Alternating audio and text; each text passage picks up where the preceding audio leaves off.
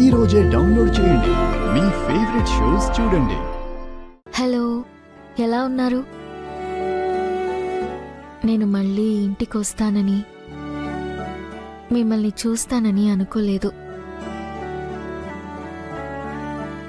గౌతమ్ గారి దయ వల్ల క్షేమంగా ఇంటికొచ్చాను.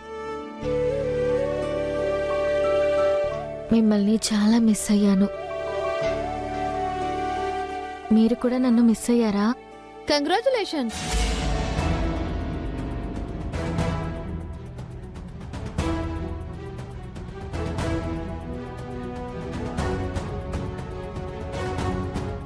నీ టైం బాగుంది అహల్య.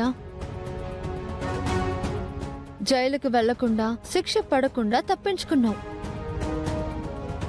లేదంటే ఈ ఆక్వేరియంలో ఫిషెస్ లాగా నువ్వు కూడా జైలు పక్షివయ్యి కటకటాల మధ్య బందీవై ఉండేదాన్ని. ఎన్నాళ్ళు ఇంత పెద్ద ఇంట్లో హ్యాపీగా ఉన్నావు కదా, ఆ పోలీస్ స్టేషన్లో కంపు కొట్టే ఇరుకు సెల్లో ఎలా ఉన్నావు అహల్య?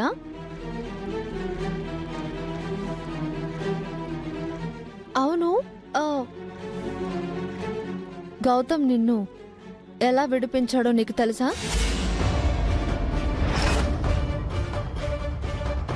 ఐ మీన్, మా మామ్ దగ్గర నుంచి ఆ ప్రూఫ్స్ ఎలా తెచ్చాడో నీకేమైనా తెలుసా?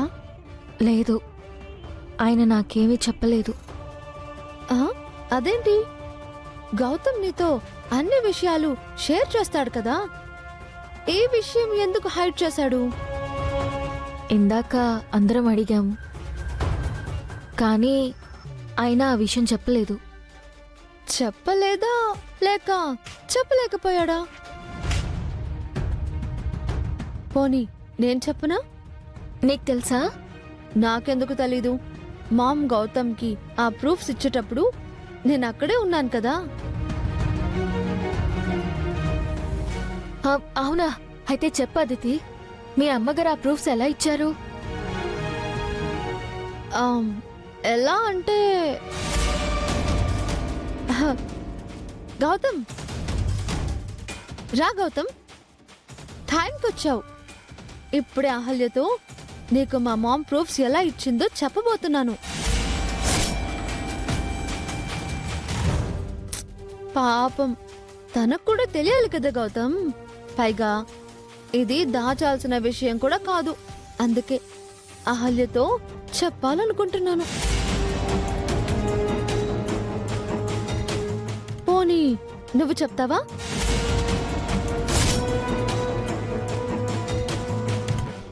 వద్దులే, నేనే చెప్తాను. మా మామ్ గౌతమ్కి ఆ ఆధారాలు ఎలా ఇచ్చిందంటే,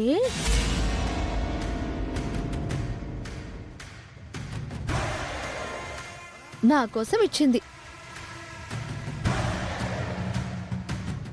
నేను రిక్వెస్ట్ చేస్తే ఇచ్చింది. నీకోసం ఇచ్చిందా?